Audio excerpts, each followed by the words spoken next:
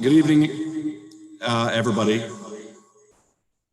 Just to let you know that your YouTube is working, or that your Zoom is working. You're seeing just your name. So once we start the meeting, we'll continue with the video and with the microphone.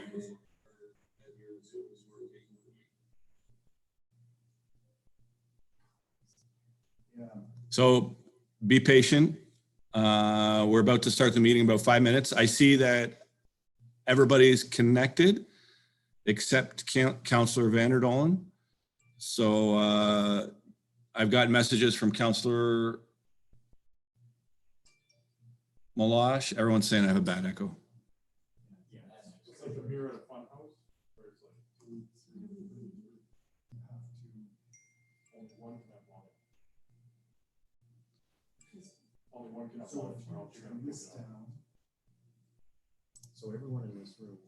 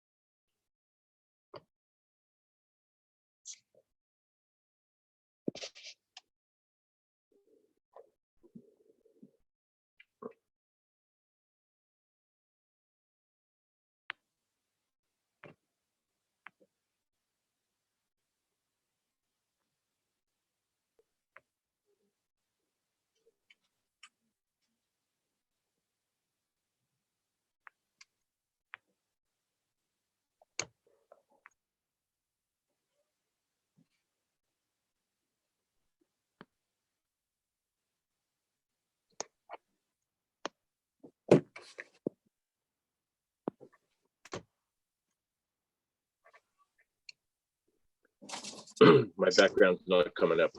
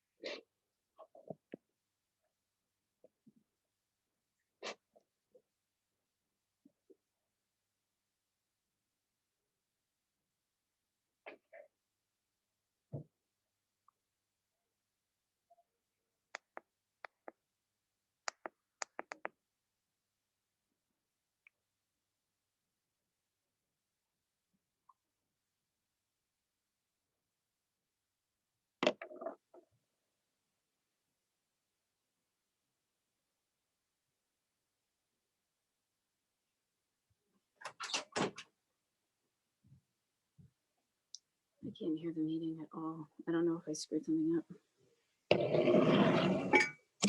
Is it on mute?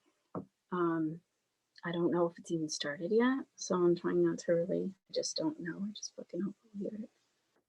Hey, Shelley.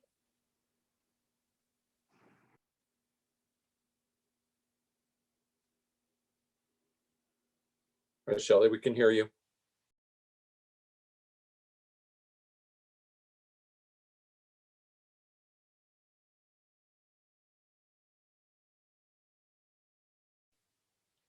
I can't hear Larry right now, though. I see he's talking, but we can't hear him. Okay, now, can you hear? Can you hear me now? Okay, good. Okay, so Good. that's. So we're just waiting, we're waiting council for Councillor Bowman and Councillor Bjorkman to get on.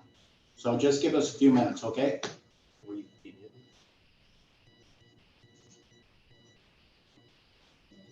Where can we find it live online?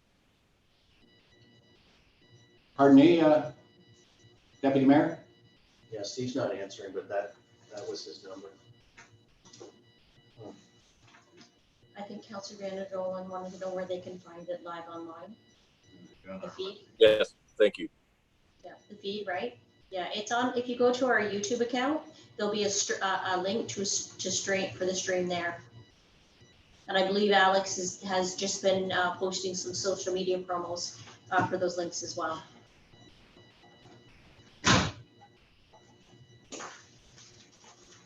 I'm unable to find it by typing town of Essex, so it must be something different. Sure. Alex just emailed it to everybody. Thank you. Okay. So he needs that. Can you call Steve on the side, okay? Can he phone in then? In the public here, no? Because it's a specific one. So joint adoption. Right? Specific. Actually, I'll let you Person. Yeah. Better put it on there. yeah.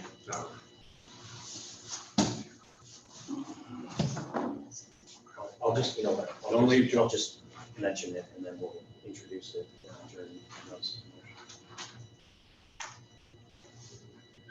So we're just trying to get Councillor Bjorkman connected here. Is Councillor Bowman connected through audio? Can he at least? Is it losing? Councillor setting his video up. He had it up. Oh, he's choosing to shut it off. I think so, yeah. Okay. Oh. Very. Just-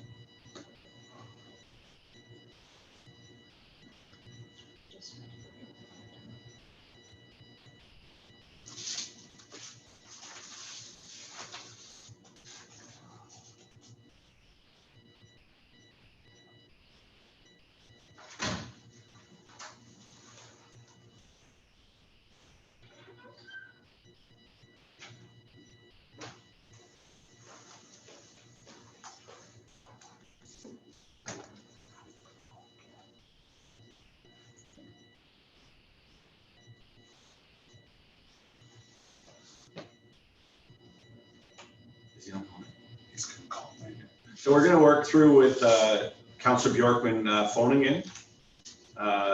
Some issues with him streaming in right now. So we're working through that. So appreciate the patience for everybody. And I think we'll be ready to go shortly. Everybody's looking good, by the way.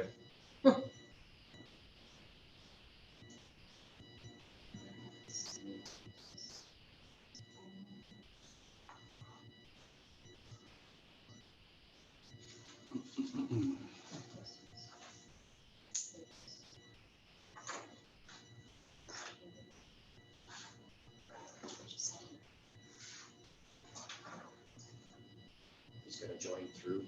Through us, through audio. Just, if you can. You can call in through Zoom. Yeah, that's what I told him, and I also said, shall I cancel it? Set it, set the move again.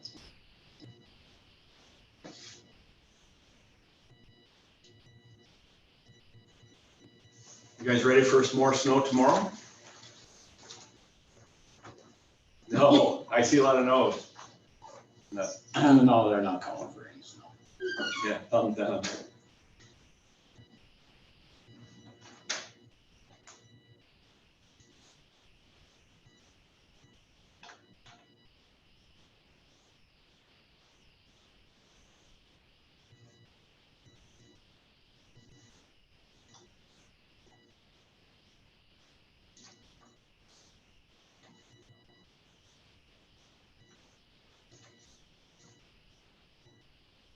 Well, hello.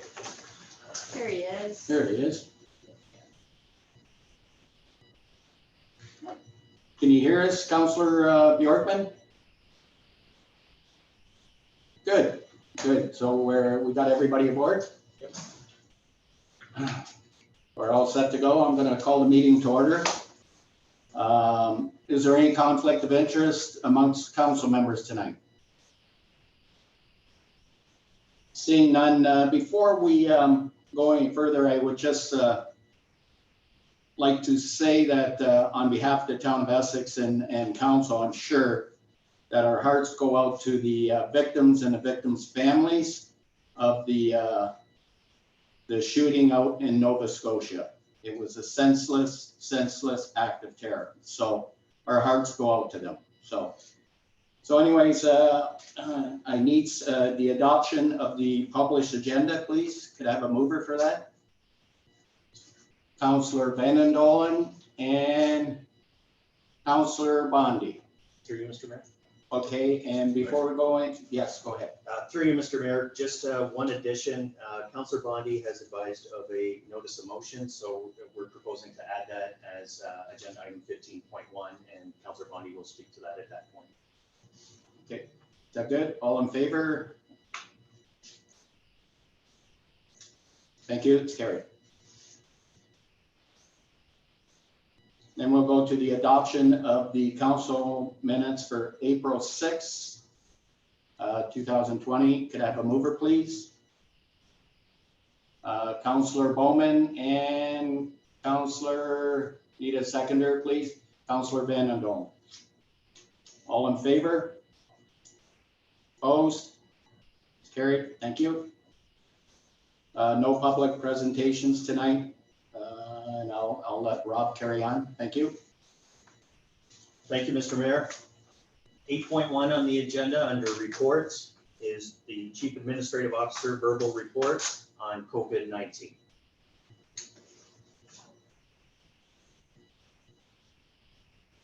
Okay, if we can, Rob, you can go ahead. Or Chris, pardon me. Yeah, no problem. Thank you, Worship. Through your Worship, I just wanted to give an update on some, I guess, some of the items that come up through the past several weeks with respect to COVID-19 and how the town is dealing with them. Number one is staffing. With respect to staffing, we continue to expand our facility separations. So we're creating additional facilities to allow for separate workplaces, keep people safe here. It's working out very well. We continue to work on protocols to ensure the safety of staff. So not only their safety within the workplace, but how we're dealing between those workplaces. So We're looking at, you know, an interfacility mail delivery, you know, so that we're trying to limit the contamination, right? And that's accountable on all staff. We're trying to control what we can in terms of that. So things are functioning well. You know, staff is been great through these changes, and really I appreciate the, you know, the efforts and really how they're dealing with this has been great. So, you know, we do realize that although we're in this pandemic, there is still work to do for the town. There's still files to get through and to work on. So that's something that we continue to push through. So with respect to staffing, any questions on that before I go to the next point? Councillor Bondi? Thank you, Mr. Mayor. Yeah, sorry, can you hear me? Yes. Okay, sorry. Thank you to our CAO, Mr. Nepsy. If there was, heaven forbid, a case discovered or somebody tested positive in one of our facilities, would that mean that the whole facility gets shut down, and all of the people working that facility, would they be sent home to quarantine? So could at some point we see like a loss of service in like one segment of our town? Do we have a plan if that happens? Say somebody at town hall gets it, does all town hall get shut down? And then, you know, then we don't have a tax department for 3 weeks. Like, are we I guess putting different staff from different departments in different physical buildings so that it's kind of, it can run interchangeably? That's my question. Thank you. Through your worship. So there's a couple questions in there that I'll answer, but absolutely the reason we created facility separation was to do just that. We've got similar departments working in different facilities. So we've split the tax department, we've split the clerk's department, we've split even the CAO's office. The deputy CAO and I are in different buildings. We've split, you know, we've got the manager of building services and the building inspector in different facilities. So in the event that something happens to those staff, we have the ability to continue and function and provide the level of service that residents can expect here. Yes, with respect to protocols on the what ifs, we're actually working through a detailed kind of flow chart list per se. You know, what do you do if you had contact with somebody? What do you do if you test positive? What do you do if you have symptoms but tested negative? And what do we do as employers? So what do we do with the facility? What do we do with the, you know, the equipment? So yeah, we've worked through all those. It doesn't necessarily mean an entire shutdown of the facility and everybody in it for 14 days. You know, the health unit and the Department of Health have given very, you know, good guidelines on how to implement those recommendations in terms of, you know, were you in close contact for prolonged time. So it's not just passing in the hallway, right? It's prolonged time with people, and there's a whole myriad of checklists that we'll go through in order to determine, I guess, what actions that we're going to take. So it's not an easy answer to give you. The protocols that we're looking to give to all staff will answer, I think, for the most part, all those scenarios. And you know, we'll go from there. So yes, I guess we'll be ready in that event. Like you said, we hope we don't have to, but we definitely have to be prepared to do that. But we'll be the town will continue to function, you know, throughout it. Good, thank you, Chris. Any other questions? Go ahead, Chris. Okay, RVUs. RVUs came up in the last couple of weeks, and I've seen it come up in other municipalities, and as I'm sure you have. You know, it's the use of RVs in a situation where people want to be socially isolated from their families, depending on whether they're quarantined or they're depending on their workplace, right? So we've definitely, similar to the municipalities around us, relaxed how we operate with that. What we ask is that the residents contact us worked through with us to make sure that we're not putting ourselves in a situation otherwise that's a problem, right? We don't want these RVs blocking sidewalks. We don't want them impairing sightlines. We have to make sure that people are getting rid of the waste properly, right? And you know, we don't want them dumping into the storm sewers, those things. But it's something that we're working through, and it's one of those case by case. You know, every lot is different, every RV is different. But I guess the willingness is there from the town to cooperate and work through on those situations. Another reason we ask people to contact us is so that we let the fire department know, right? The fire department knows that there's potential, you know, people living in these, you know, whether it's in front of their homes, beside their homes, and that way they have an understanding of tracking that one. Any questions on RVUs? No. Okay, Chris, continue. Okay, on to seasonal campground use. This is something that, as this warm weather comes, you're going to see, you know, this be more and more of an issue. Really, at the end of the day, we're here enforcing the provincial guidelines. The issue is we're waiting for a little clarification on those provincial guidelines on the ability to be open for residents where these cottages are their only permanent resident in Canada, right?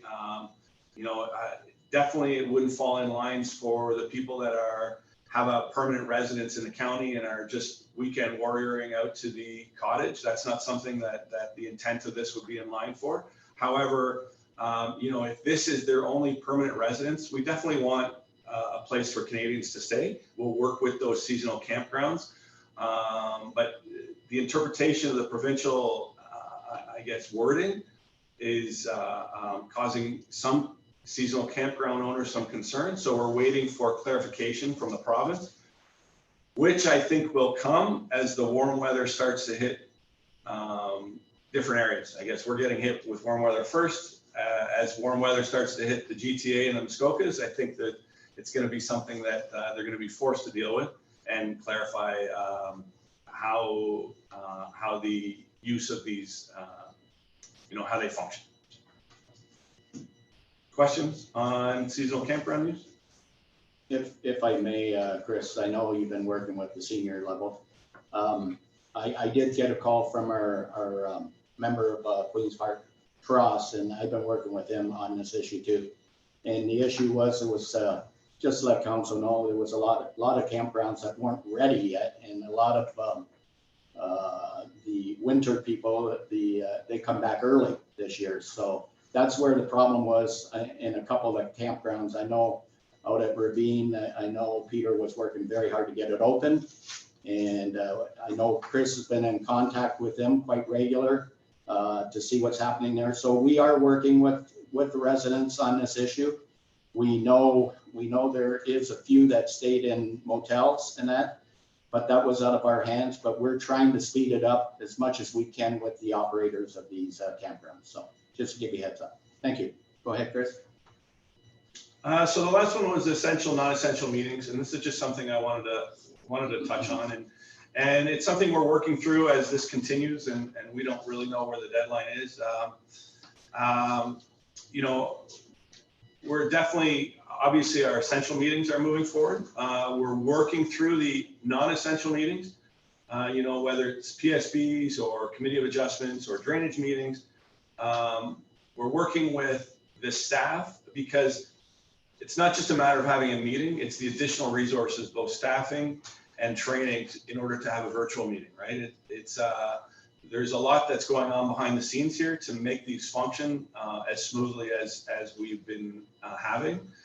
So it's working through that. We'll definitely get there, I think, but it's just, you know, requesting that people are patient.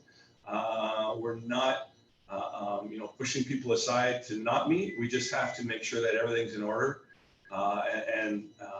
You know, we definitely want town business to continue, and we'll work towards that. Thank you, Chris. Any questions? Councillor Bondi? Thank you, through you, Mr. Mayor, to our CAO. I see that we're hosting Court of Revisions at the end of May. Just how would members, I'm just curious because the Court of Revision is, people go to them and talk about their drainage assessment. How would one of the Court of Revision work when members of the public may not be able to zoom in? Could you just explain that for us, please? Through you, Mr. Mayor, this is the clerk. Just to answer Councillor Bondi's question, if the resident, so the statutory notice that already went out has contact details if someone wishes to be a delegate at that meeting. So they have the option of either being a delegate through Zoom if they can. If they can't, we give them information so that they can call in for the meeting and present their concerns as a delegate. I have one thing. Thank you. One more thing to add to the list. Yes, Chris, go Yeah, go ahead, sorry. Chris. This is still with respect to the COVID updates. It's not on the list, but it's just something I want you to know. I mean, we're continuing to push information out. I mean, the mayor is having his updates. We're continuing to update our residents. And we're getting into that next level of kind of questions and FAQs where we're trying to, we're trying to answer the questions for residents like, can I still build a fence? Can I, I know I can't put a house in, but can I put a pool in? Can I, still provide, have this service? So we're trying to enhance, I guess, the information as we move down the road here and provide more detail on what people can and can't do when we're in this pandemic. So look for more information, I guess, coming your way. Thank you, Chris. Any other questions? So on the report, could I have a mover to receive it, please?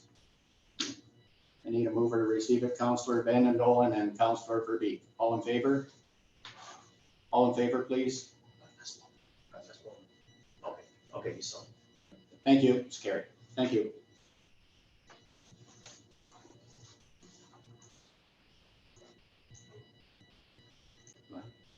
Eight point two on this evening's agenda is Economic Development Report 2020-03, read March 2020 Building Report, and this is together with the Development Overview.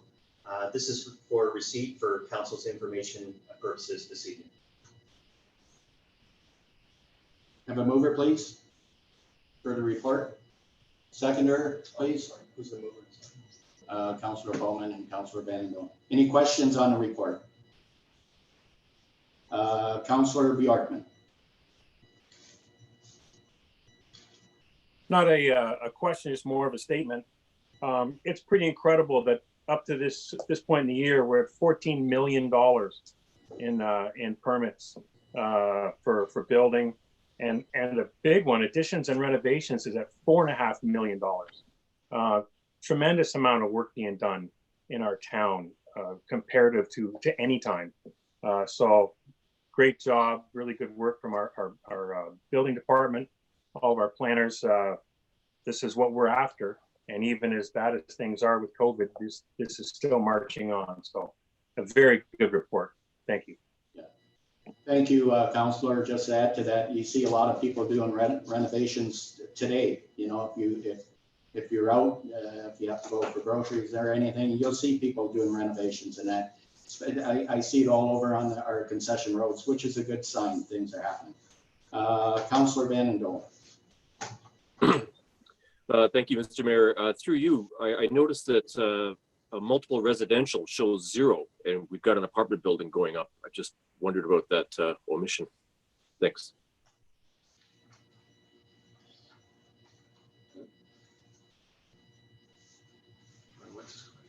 He was talking about the apartment building. Can you come back again? I didn't catch you, Councillor Van Dolen. Go ahead. Yeah, the multiple residential category is empty, and there should be like a $12 million project in that category. Not for the month, but for year to date. Okay, Councillor, I believe that was last year's. That was in last year's. When they got their permit. Yeah, when they got their permits last year. Okay, thank you. Okay, you're welcome. Anybody else from council? Okay, all in favor of the report? It's carried. Thank you.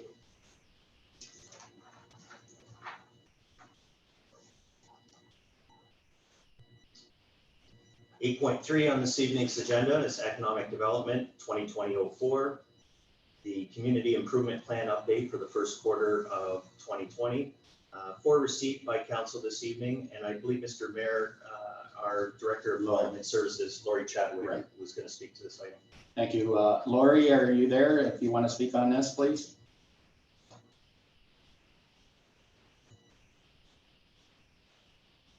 Good evening, Mr. Mayor and Council.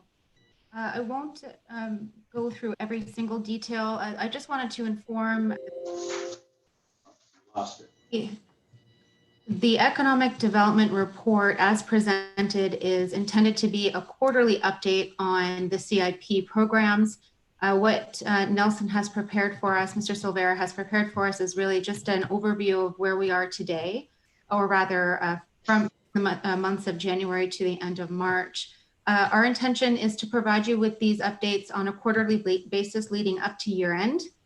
So you can see that the completed projects for now are not in the hundreds of thousands, and we're not nearly at the end of the year. So we're in good shape. We have a couple of applications where CIP funds have been granted. And then we also have applications where, we have inquiries out there, although not in the form of applications at this time, but that design work is in progress, and that we would potentially be providing those grants in the near future. What I can also share with you is, I think off the report, or the topic of the report, is that our economic development officer is working very hard to redirect strategy, his recent strategies on working with the businesses in this time. For example, you may have seen two different programs in the recent weeks. One program, rather not a program, but a procedure that he's gathering information through the survey for local businesses. So that survey was out about 2 weeks ago. We're just gathering the data, and we're hopefully going to use that data to help us help those businesses and how we can prepare, or how we can help those businesses perhaps in sharing information from the province or for the federal government for assistance, just to provide that additional resource for our local businesses.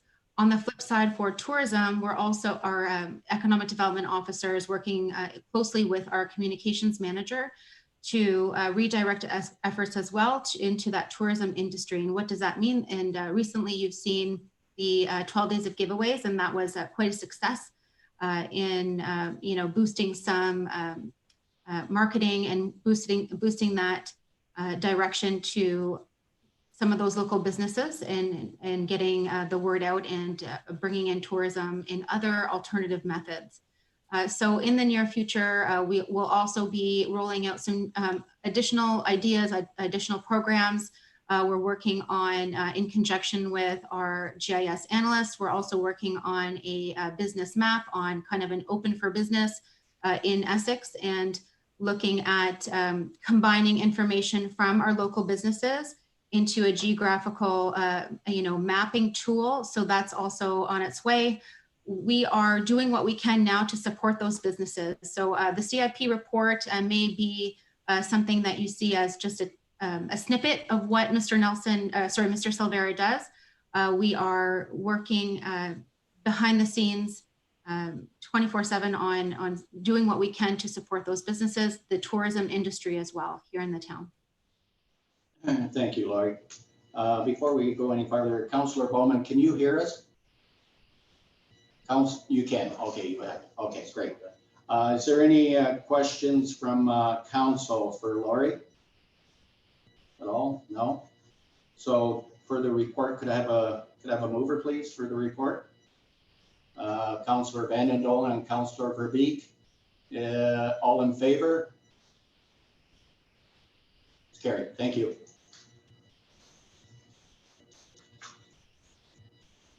Eight 8.4 on this evening's agenda is Drainage Report 2002, appointment of an engineer under Section 78 of the Drainage Act to review the Barrett Drain for receipt, and that council appoints Root Engineering under Section 78 of the Drainage Act.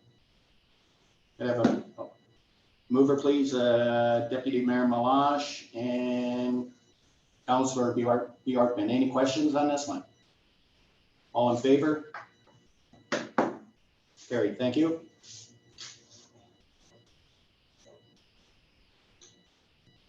Eight point five on the agenda this evening, Infrastructure Services 2020-02, Windsor, Essex Region Stormwater Management Standards Manual. For receipt and that council adopt the Windsor, Essex Region Stormwater Management Standards Manual as the standard for design and review of infrastructure within the town of Essex. And I believe Mr. Mayor, our Director of Infrastructure Services, Kevin Gerard, will speak to this matter. Thank you. Kevin, when you're ready. Good evening, Mayor and Council. Yeah, so as the report indicates, there's a strong need to adopt a regional guideline to make sure that, we're following all the regional, guidelines of what IRCA is expecting, and to protect our own infrastructure to ensure that pre-development rates and runoff are similar to what we're putting in our infrastructure so that we don't have negative downstream effects. So as you can see in the report, the guideline was created in a partnership with IRCA, the City of Windsor, and the other neighboring municipalities. This was done to, like I said, basically just to regionalize what everybody is doing. So we're all following the same guideline. And what this will do is it will actually provide everything to be give clear direction to developers and to engineers so that everybody is on the same playing field, essentially. It will provide a consistent watershed approach. And what it will also do is segue into our development manual that is to be completed in 2020, so that we are adopting these stormwater guidelines now to be incorporated into that development manual for future development and existing. Thank you, Kevin. Any questions from council? Councillor Benino. Go ahead. Thank you, Mr. Mayor. Through you, first of all, I didn't see it in the report, but I'm assuming that the local building and development industries were consulted. Like a yes or no or on that. And also, where do we stand compared to other regions? Are we in catch-up mode? Have other regions already got this, or are we ahead of the curve? Just like to know where we stand there. Thank you. Sure, I can answer those questions. Go ahead. Through you, Mr. Mayor. First of all, there was a board that was put together and a working group that was put together to develop this stormwater management manual. And what it did was it used that partnership with industry practices and using developers, using contractors, and our neighboring municipalities develop the manual. As far as where we are regionally compared to other regions, the original stormwater management guidelines were created by the Ministry of Environment. They're quite dated, but still effective and used today. So many regions are still using just the Ministry of Environment guidelines. But because, like my report mentions, it says that the watershed is in this area is very unique. We're a very flat municipality, and it requires additional measures in order to protect our region and our infrastructure. So I would say that we're a bit ahead of the curve, especially considering that we're not using just the provincial guidelines, but also something specific to our watershed and specific to improve our actual infrastructure. Thank you. Yeah. Any other questions from council? Deputy Mayor Milosh.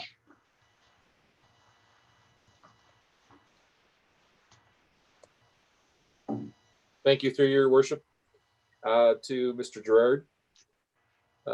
I know quite often we have measurements of our draining, our stormwater is handled in a 1 in 100 year storm. What is the improvement to this? Does it change the standard in the sense of the worst storm in how many years are we looking at in this scenario with this report? So through you, Mr. Mayor, that is correct. We still use a 1 in 100 year storm as a guideline. And that a site needs to be able to retain that 1 in 100 year storm and also assess the runoff which would happen during that storm. But it also implemented a stress test as well, which would be a storm greater than the 1 in 100 year storm, to evaluate how in these unique circumstances where we're seeing these large storms happening more frequently, exactly how the system would react and that property would react in the event of a large storm of that nature. That's perfect. Thank you. Any other questions? Councillor Bjorkman. Thank you, Your Worship. I just wanted to say a couple things on this as well. We've been waiting for this since 2015. This has been, not that it's been worked on, but I mean, it really came to light when we had our flooding issues. And for all of our municipalities, the city of Windsor, the county of Essex, in just one area, but it works for the entire county is fantastic. It's really what we've been waiting for and we're driving on. And part of it, as they say here, it was the Stantec was one of the major engineers on this, and Stantec knows Essex. They know every part of Essex. They've done our mapping in our centers. They understand how it works here for us. So just to have them being a partner as well really puts Essex in good standing in the way that this stormwater plan comes together for us. So I just think it's fantastic. There's a standard to use. There's still allowed deviations. Developers can still, if something special is in there are things they can do. So nobody's held to a stringent. I mean, there's a standard, but there's always exceptions, and they've got wording in here to allow that, which is so important for our developers and our builders. So I just want to congratulate everybody that was involved. This is a long time coming, and really going to make things easier for our builders moving forward. Thank you. Thank you, Councillor. Chris, our CEO had. Councillor Bond. Oh, Councillor Bondi, you can go first. Councillor Bondi, go ahead. Thank you, Mr. Mayor, through you maybe to our Director of Infrastructure, Kevin Gerard. This is great. I've been waiting for this too. I think it's something that we can earmark all of our development going forward. But is there anything that we can have, like when we're reviewing current situations where, I just got a call the other day where a house was built really high next to another house. So does this help us going back at all? My guess is not. But what do we have going backwards retroactively? Do we just troubleshoot one off? Is there anything we could do to help people who feel like development right now might make them flood? Like I do realize we've had huge improvements in flooding, but there still might be little pockets. So how can we help those little pockets? Because I think going forward, we're going to be good, but we still might have some bad pockets. Yes, through you, Mr. Mayor. No, the actual guideline is a guideline, right? It's a standard manual for us to use for the future. So we can't necessarily retroactively put these measures on people. What it would do is and we've already been using it at the town of Essex, right? Since its inception, because the guideline is there as a guideline.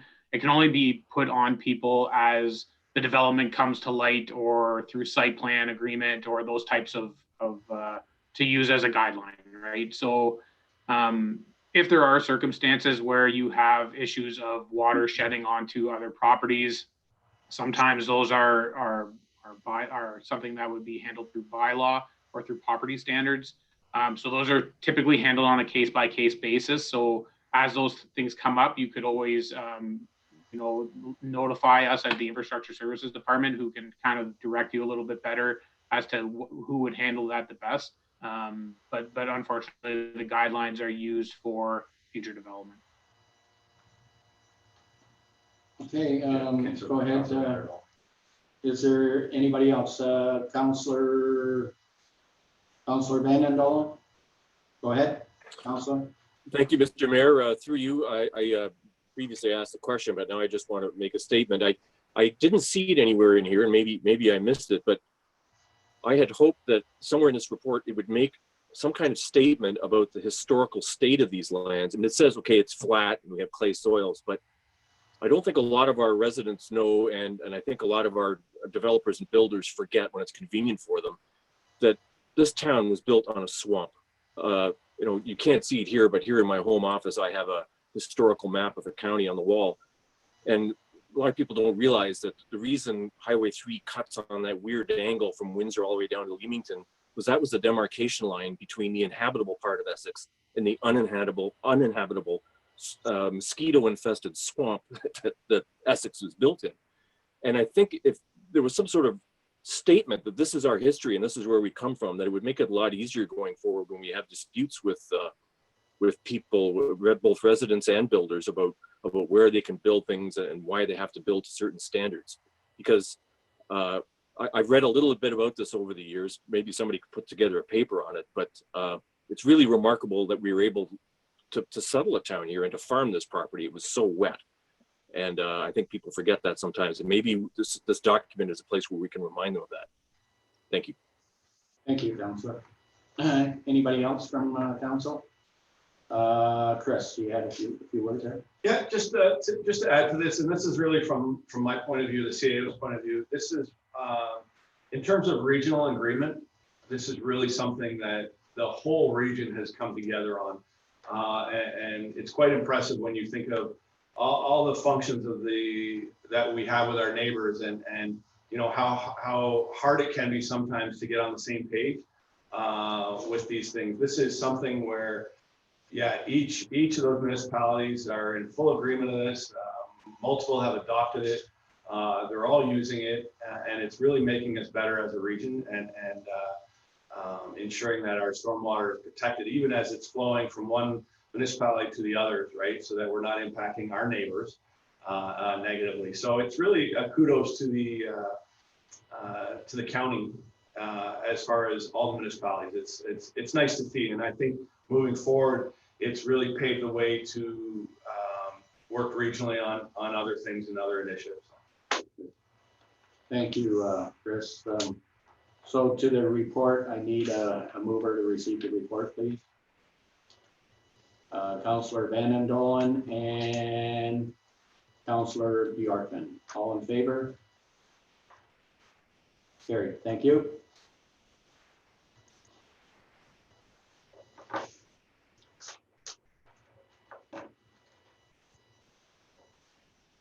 .6 on the agenda this evening is Drainage Report 2003, appointment of an engineer under Section 78 of the Drainage Act to install a new culvert over the North Rear Road drain south side.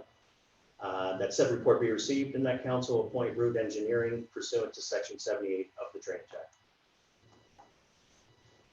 Okay, I need a mover on this report, please. Councillor Bowman, and need a seconder, Councillor Bjorkman. Any questions? All in favor? Carried. Thank you.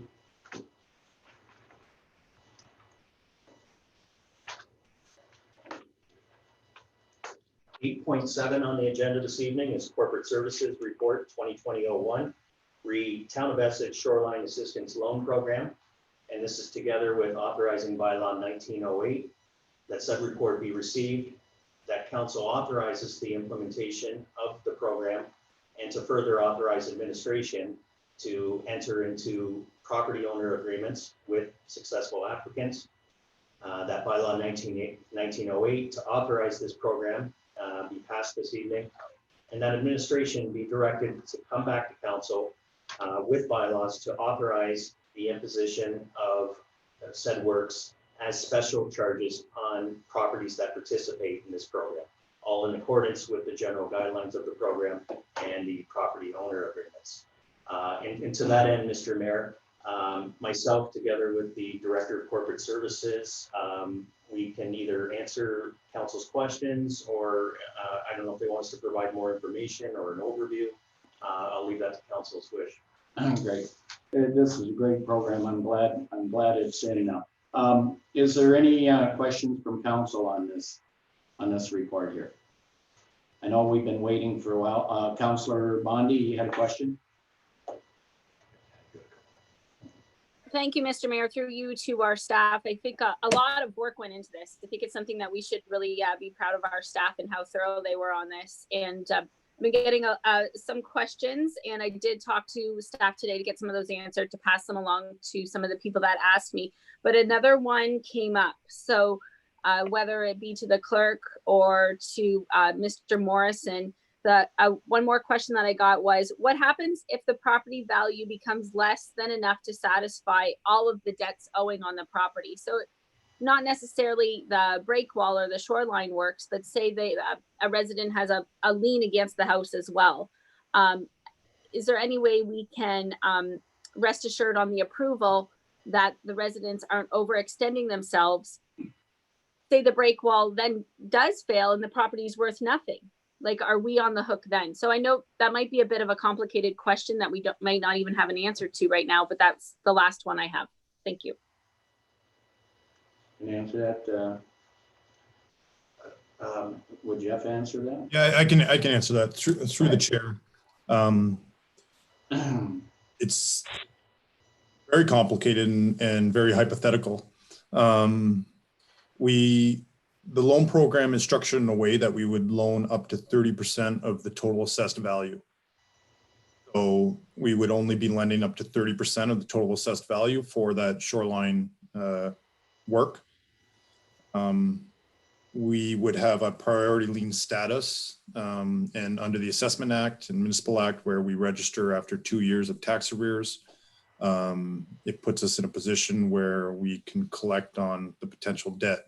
The very hypothetical part is if that property, the shoreline, does fail excessively early and wash that property out to the lake. I can't predict that, and I can't begin to estimate that. The permit that would be received through IRCA would indicate the type of work that they would need to be done, and the loan would be structured in a way that it wouldn't exceed the estimated useful life of that asset. So if that shoreline, the max we can go up to under the program is 10 years. So if that shoreline lasted 20 years, the loan would be for 10 years. So we have a potential additional 10 years in there to mitigate it. Thank you, Jeff. Does that answer your question, Councillor? Okay, good. Councillor Van Andel. Thank you, Mr. Mayor. Through you to Mr. Morrison. Congratulations, Mr. Morrison. That's a great achievement. I hope some other communities take note and perhaps copy us even. I think you've touched on these answers in previous questions, but I'd like to go over them again. How many properties have expressed, or the owners of how many properties have expressed interest in this program? How many do you think are the limit that we're going to service through these agreements? And is there a limit on how much we can fund? Thank you. Through the chair, there's been approximately 20 properties that have expressed interest through the preliminary. We've been in contact with them, and all 20 seem to be interested still. Some are at various stages. Some have gotten IRCA permits. Some are waiting and seeing. Based on discussions with the financial institution, we have set about a $2 million estimate on the project right now. And depending on if the uptake meets that quickly, then we would report back to council. We also would plan on reporting back to council annually or regularly, depending on what the uptake looks like. Good. Anybody else from council? Councillor Bjorkman.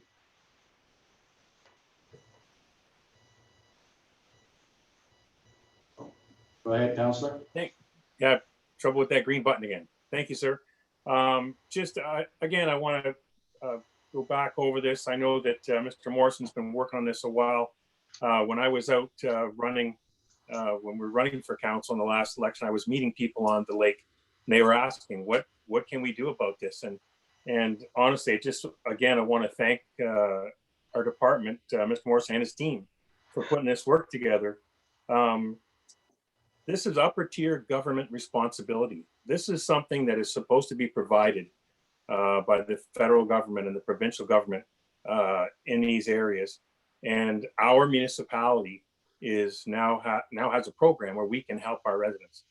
That's fantastic. It's that kind of work and that teamwork, that extra thinking out of the box that gets these things done for the residents here. So it's just another thing, for our residents to know.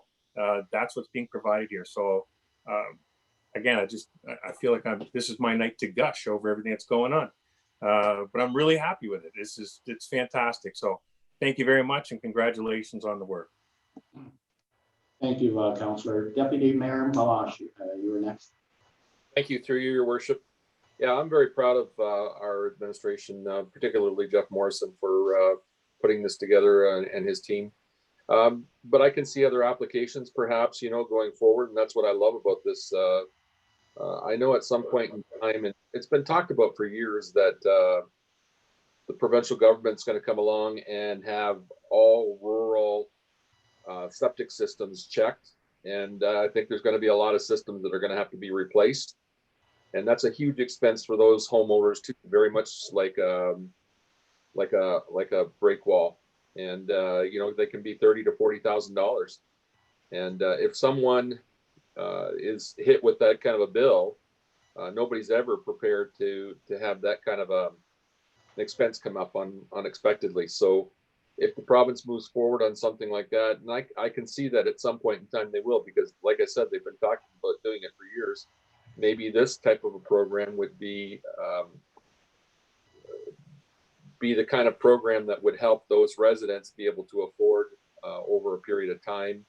And, we're assisting them getting the money that they need to be able to move forward with the project. And again, it goes on property taxes. So I'm not sure how long these loans are going to be spread out over. And that's another question that I had. But I do see other applications that we can use this for. So my question again to Mr. Morrison is, do we know how long this is going to be spread out, any of these expenses? Through the chair, the longest term that we can provide is 10 years through the financial institution. We had discussions previously about going beyond that, but then we would have to utilize town reserves. Whole goal program was to utilize outside lending. It really is just to provide an additional tool to individuals. Because at the end of the day, going through a homeowner's line of credit, you can get it at 5%. Going through a personal loan, it's sitting at 10 to 12%, or an unsecured line of credit, you're at 7 to 10%. So it's just providing another tool and an interest rate that's attractive to residents so they can borrow at a more aggressive rate. I appreciate all the kudos from everybody. However, I'd like to say thanks to the CAO and all the directors and their teams for all the effort that's gone into this. And it was truly a team effort. And I want to personally thank our clerk, Rob Augert, for the time that he's put into it and the attention that he's paid to it. And it's appreciated, and IRCA and outside parties. So thanks. Thank you, Jeff. And Jeff, thank you for all the hard work you put into it, because you were the driving force, I believe, behind this. To Deputy Mayor Milosh, when you got talking about septic systems and senior levels of government, they're going to have to pitch in. If you recall, I'm sure you do, Deputy Mayor, back, I think it was probably 18, 20 years ago when IRCA had that program out for assistance. I believe at the time it was $8,000 or $10,000 towards the septic system. And you're right. We can go down any road in our municipality today, and I'll guarantee you that probably 60 to 70% of the septic systems do not work properly. But I agree with you that the government's going to have to step in and do something if we're going to stop the algae bloom in our lake, in our Great Lakes. This is part of the problem. So I agree 100% with you, Deputy Mayor. Thank you. Any other questions from council? So on the report, could I have a mover on the report, please? The report. And all the recommendations, Councillor Van Dolen and Councillor Darren. All in favor? Carried. Thank you.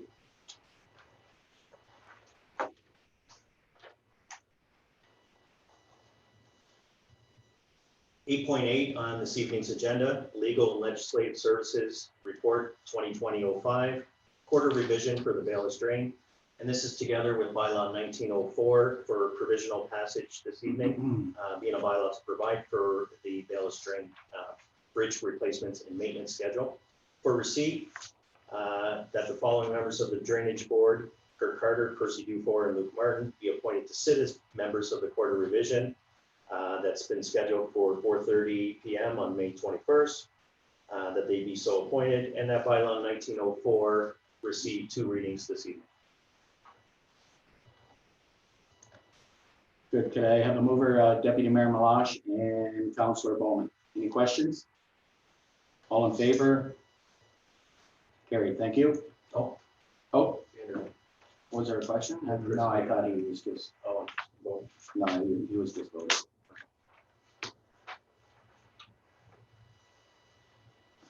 Item 8.9 on the agenda, Operations Report 2020-01, results of request for tender for the supply of tandem drum asphalt compactor. That said report be received, and that council awards the request for tender to Casera Group Tecumseh in the amount of $52,406.40, and that council approves the additional funding of $2,406.40 above the allocated capital budget through transferring from the development charges reserve. Have a mover on this recommendation, please.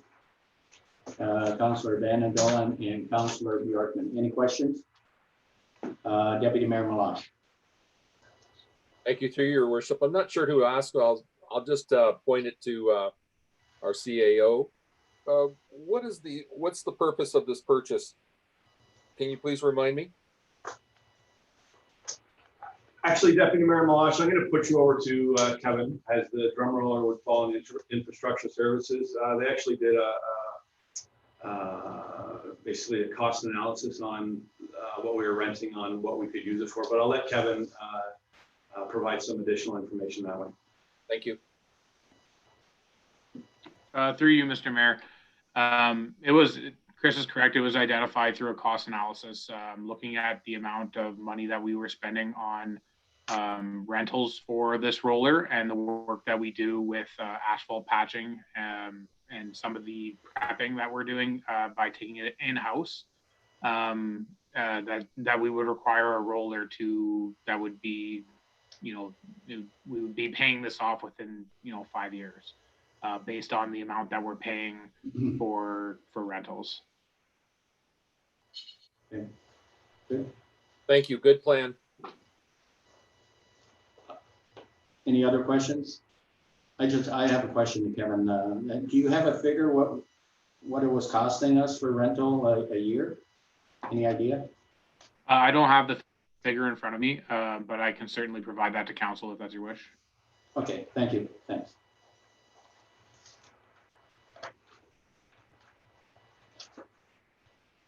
All in favor of that report? No. Do we have a motion? I need a motion. Councillor Bowman and Councillor Verbeek. All in favor? Carried. Thank you.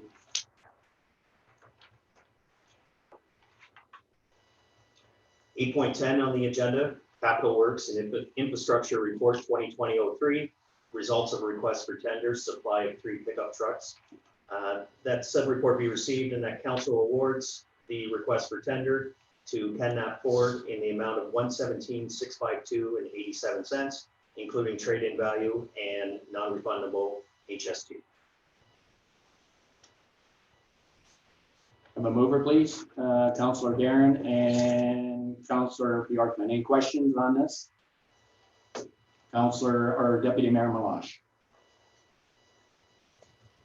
Thank you. Through your worship, I just wanted to ask, there's quite a bit of savings actually on this.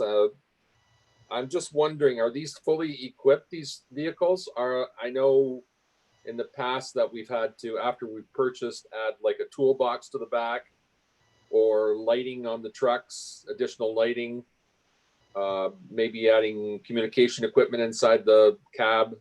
Is this an all-in cost, or are there other costs associated with this? Kevin, can you answer that? Kevin? Through you, Mr. Mayor. The trucks are partially outfitted with the extra gear that is needed, but there are some additional costs that are required to outfit the pickups for the individual departments. Well, the additional monies you're saying that we're saving on the purchase is actually not a savings. There's other costs that are associated in finishing these off. Correct. There is some budget money allocated in the capital budget to outfit the vehicles as well. Oh, so that's separate from this purchase? No, sorry. It's all lumped together, but we haven't shown it in the actual schedule, but that we will require the extra money to outfit the vehicles. Each department has different requirements of what they need to outfit the vehicles. So because they're funded from 3 different, they have individual costs. Okay, good. I just wanted to know if these were actual savings or not. Okay, thank you. Thank you, Deputy Mayor. Any other questions? Councillor Bjorkman, or Councillor Vandendahl, go ahead. Thanks, Mr. Mayor. Through you, sort of a half facetious question. I hope that there's some Windsor-built engines in these 3 Ford trucks. Thumbs up, eh, Councillor? Okay, good. Any other questions on this? Okay, to the recommendation, please. I need a mover. Oh, I have a mover in a second. All in favor? It's carried. Thank you.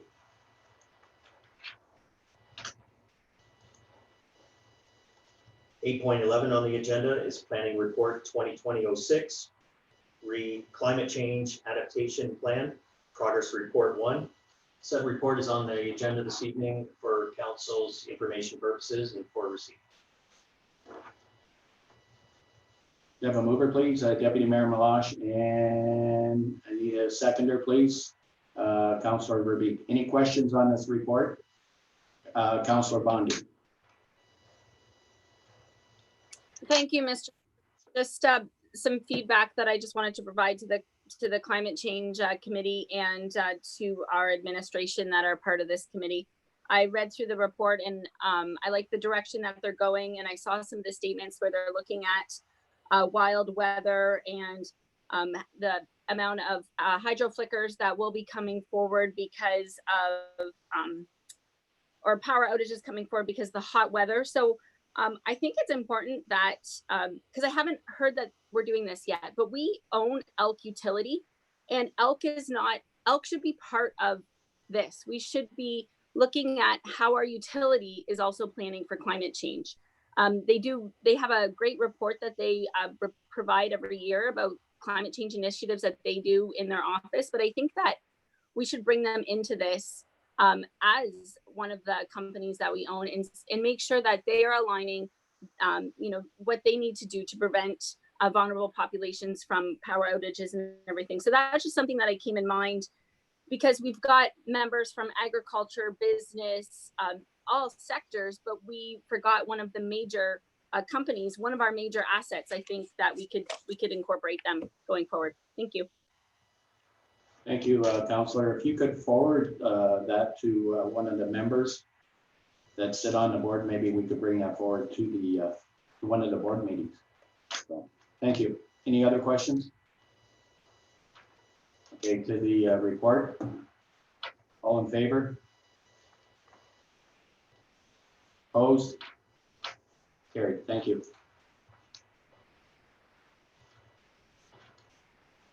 Mr. Mayor, item 9, reports from youth members. Both of our youth members, Ava Hoffman and Cameron Susie, have sent their regrets this evening. However, they did ask if Councillor Verbeek could speak on their behalf. Okay. Thank you.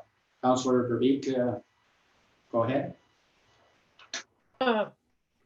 Okay, thank you, Mr. Mayor. Yeah, I just have some brief notes from our youth counselors. Ava Hoffman has said that she's going to be busy tonight in a Google meeting with her teachers, so she's unable to attend and sends her regrets. Ava, she's in 11th grade and she's in the fast tracking program, so she has some really challenging and advanced classes right now, and she's finding the online classes a real struggle because she has a tough enough semester to begin with. And she just wanted us to know that her and her family have been sheltering in place. Her parents have been working from home for quite some time. And so like the rest of us, she'd like to see this come to an end soon.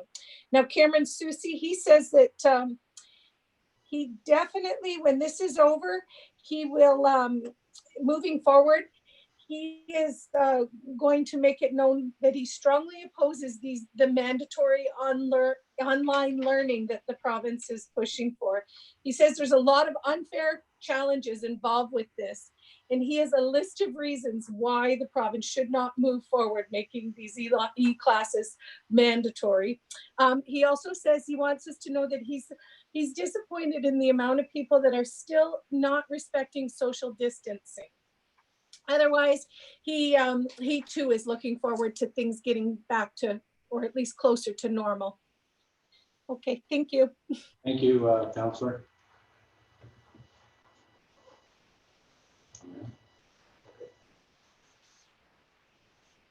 Item 10 under the agenda, any updates from County Council?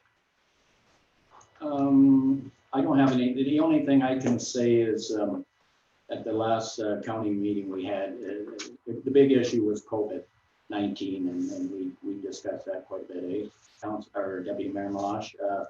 Other than that, it was business as usual. I don't think there was anything that really come up. So nothing there. Thank you. Item 11.1 on the agenda is correspondence for receipt. That all of the correspondence on agenda item 11.1 be received and where indicated to further share using suitable methods of communication. So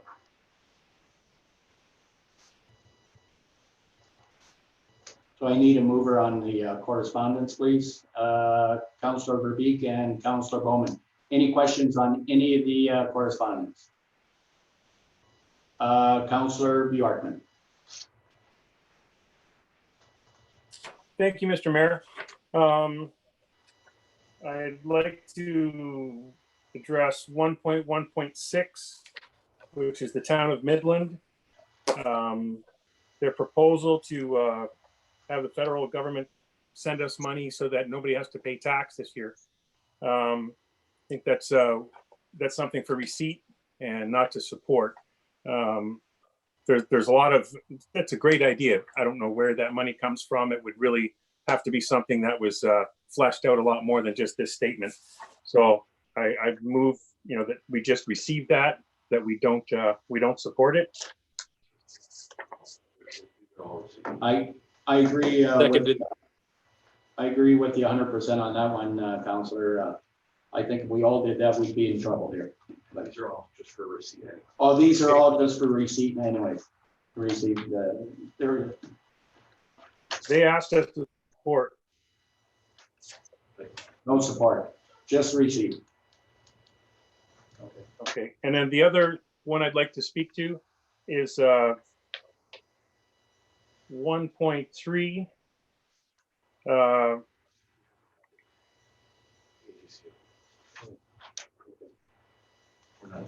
Oh, we're not there yet. Yeah, just the Midland one. Thank you. Okay, thank you. I'm sorry, can Jeff comment on the middle? Yeah, Jeff, can you comment on Midland? Yeah, are you there? I'm here. Yeah. Sure, through the chair. I agree. I don't think it's a bad idea. I don't think it's financially feasible looking for 100% reduction or even out of 50% reduction. From the beginning of this whole process, the CEO and I have had discussions about tax policy and what could be done. And one of the opinions was that if the province did provide a grant in the form of a percentage of your total assessment to each municipality, it could be equitable and it could be financially feasible. And that way it could be passed down through the property tax base through an adjustment of the mill rate. But it wouldn't provide a huge impact to individuals because the costs would add up so quickly. You look at gas tax, for example, we get $1 million and it's based on a formula that's predetermined, and the total value of that entire program is hundreds of millions of dollars, right? So based on the request as it stands, I agree with the comments of council that it wouldn't be financially feasible. Thank you, Jeff. Any other questions? Go ahead. Yeah, go ahead. Through you, Mr. Mayor, I just wanted to comment very briefly on the piece of correspondence from the Alcohol and Gaming Commission, 11.1.3. I put that on there. That it's a notification of public notice. It's very similar to what we received through the clerk's office when it comes to liquor license applications. Except this one here is an application for a cannabis retail store authorization. So in this instance, this provides for a 15-day notice period. And either the municipality as a whole or any resident for that matter can file either a written submission or an objection with the AGCO, either online or I believe they can submit it hard copy as well. And so normally, in this case here, I did the same thing that I do for our liquor license applications. I circulated that notice through other departments here at the municipality. We did, this particular application pertains to 68 Talbot Road North, and it's an application by a company called Rural Cannabis Company. So we did receive, I circulated for comment. We did receive comments from the planning department. The planning department confirms that although the property has the appropriate zoning to support a cannabis retail store, it does appear to be within 150 meters of a sensitive land use, in that there's a place of worship within that 150 meters, it appears, and a private school being the Rock of Help Christian Center at 43 Fox Street. So it appears to be within the setback required. That is a determination that that the AGCO would make, but normally the course here would be that the clerk's office would put together a written submission to the AGCO, advising them of any comments that we received by other departments here at the town, and just asking them to take that into consideration in their final decision. While the town, as council knows, while the town opted in for retail cannabis back in January 2019, it's really, the final decision really comes down and is made by the AGCO registrar.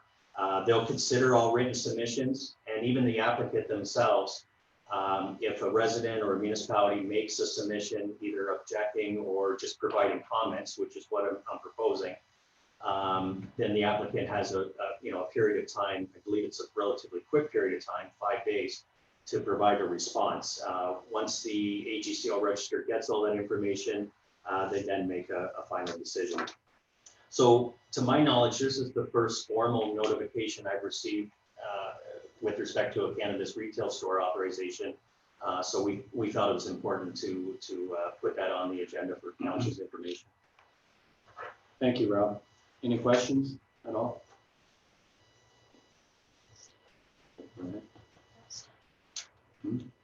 Oh, Councillor Bjorkman, you had a question? Yes, thank you. That is the one I did want to speak to.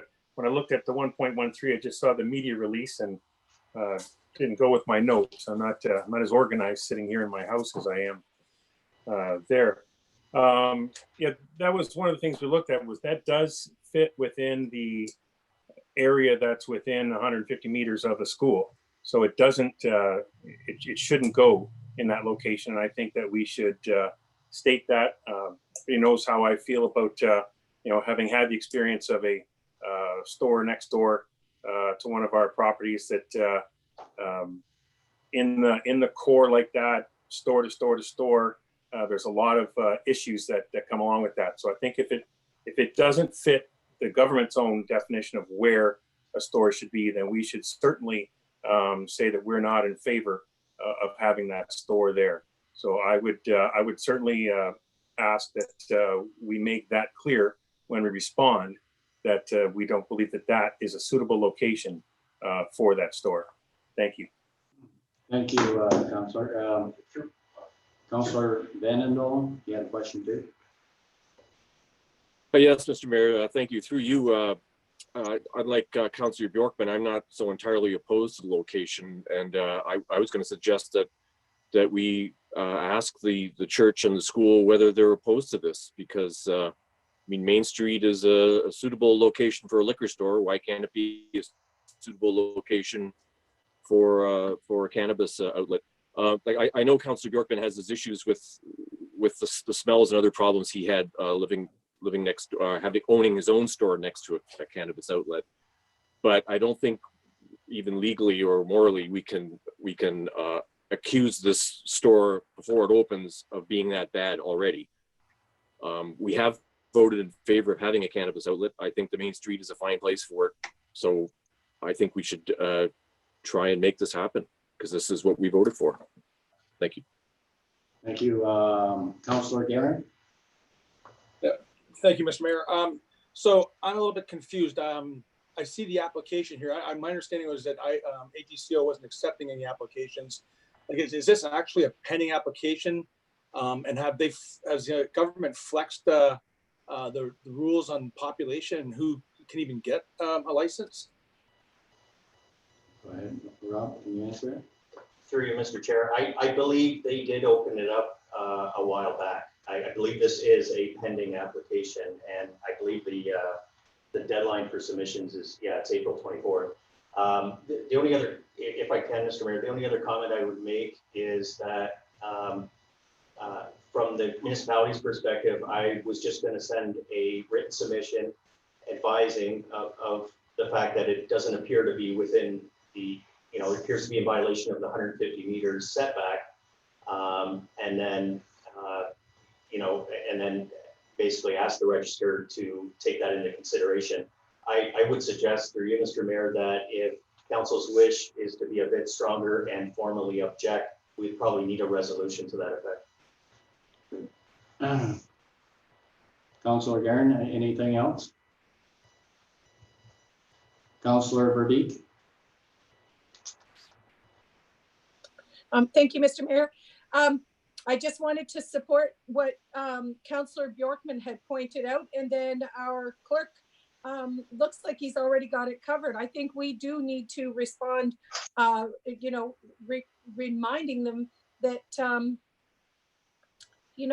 the government put those guidelines in place for a reason, and we as council should expect that this applicant meet those guidelines, and proximity to a church and a school would break both, a couple of them. So I would support what the clerk is suggesting, and maybe even use a little stronger language. Thank you. Thank you, Councillor. Do we need a motion then? We need somebody to make a motion. Councillor Verbeek, are you willing to make a motion to that effect? Councillor Verbeek? Go ahead and state your motion, please. Councillor Verbeek, state your motion. I think she's on audio. Sorry, I'm very sorry. Go ahead. Go ahead. We got you now. Go ahead. Just that I would support the clerk's suggestion that we do send a letter that the applicant is not meeting the guidelines set out by the province. So it's really not up to us to accept or deny it anyway, right?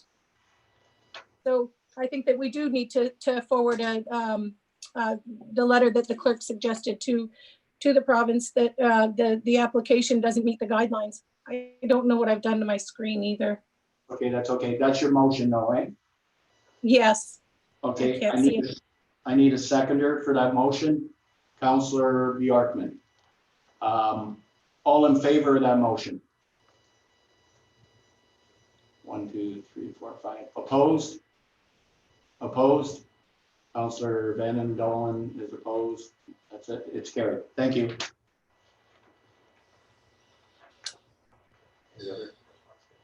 Any other correspondence in the report that you want to speak on?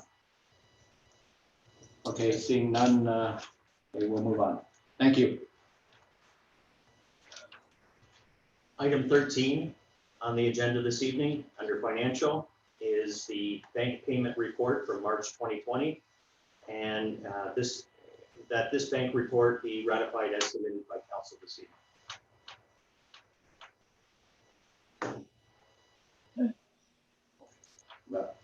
I need a mover, please, on the report. Councillor Bowman and Councillor Bjorkman. All in favor? Carried. Thank you.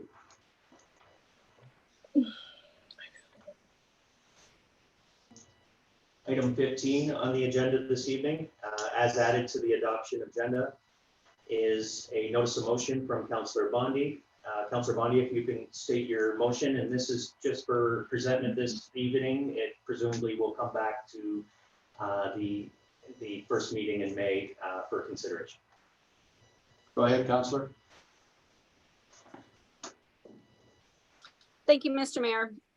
Through you, that the motion be presented that the town of Essex do an online satisfaction survey similar to the one that the town of Tecumseh has recently done to look at quality of life indicators, core services, and to see if the town is going in the right direction. Thank you. Thank you, Councillor. Item 16, Mr. Mayor, any reports and announcements from the council members this evening? I'll start with Councillor Guerin. Any reports? No, none tonight. Thank you. Councillor Bjorkman.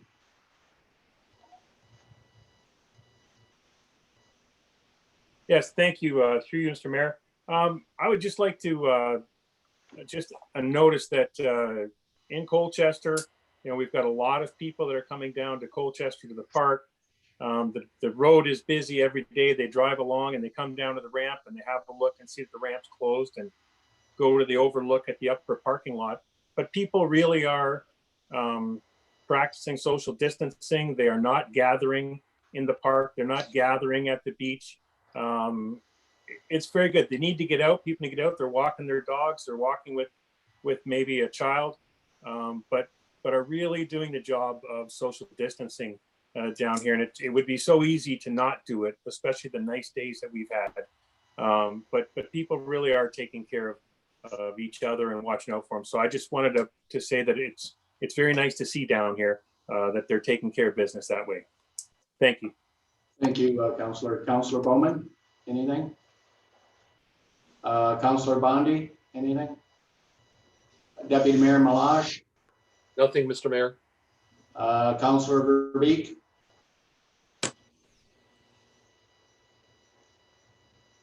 I can't hear you, Councillor Verbeek. You're muted. Thank you, Mr. Mayor. Yeah, just briefly again, I really do tonight when I was reading my my package yesterday, I just want to shout out to our staff, to our CAO and his team. The things that were in tonight's meeting reflect very clearly how hard they've been working on our behalf and for the town and for the people of the town. So thank you. Thank you, Councillor. Councillor Van Dolen, anything? Yes, thank you, Mr. Mayor. I just want to thank I've been watching at home on YouTube, and I want to thank the 25 to 30 people who've been watching us all night. And I hope that when we start streaming on a regular basis from our regular meetings, that we get higher viewership. Thank you. Thank you. To myself, I just want to speak on the COVID virus. Just to let council know and the citizens of our municipality, and I'm going to speak probably for the citizens of Canada. I'm very disappointed in Michigan, the way it's going on over there. That I really don't get it, where residents feel we have to get these businesses open right away. I think that we're at the curve with this virus, and I think our senior level of government is doing one great job. It doesn't matter who's in there. They're doing a good job to stop the spread, but it's very, very disappointing when you have your neighbor across the river allowing the beaches to open in Florida, and that's a big disappointment. You know, I thought moving forward we were on top of this virus, but the way it's going right now, I don't know. But that's my opinion, and I'm very disappointed in the U.S. government for allowing this to happen. So, thank you. Yep. Okay. Through you, Mr. Mayor, moving on to bylaws this evening. Bylaws for third and final reading. 1906 being a bylaw to confirm the proceedings from the April 6, 2020 regular council meeting. Mover, Councillor Bowman, and need a second, Councillor Vandendahl. All in favor? Carried. Thank you. Bylaw 1900 being a bylaw to authorize the borrowing of money to meet current expenditures of the town of Essex for 3 readings this evening. Mover, please. Councillor Guerin and Deputy Mayor Milosh. All in favor? Carried. Thank you. And bylaw 1909 for 2 readings this evening, being a bylaw to confirm the proceedings of this April 20th regular council meeting. Mover, please. Councillor Bowman and Councillor Bjorkman. All in favor? Carried. And I need a mover for adjournment, please. Mover, Councillor Bjorkman and Deputy Mayor Milosh, all in favor?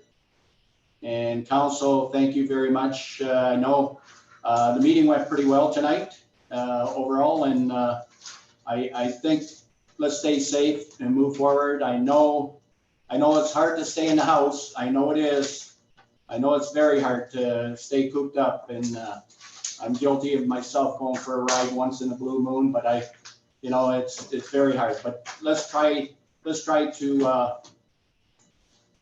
beat this COVID and stay safe. And if you know anybody, council, if you know anybody at all that's in need of help, please let's share the information so we can help them. Thank you.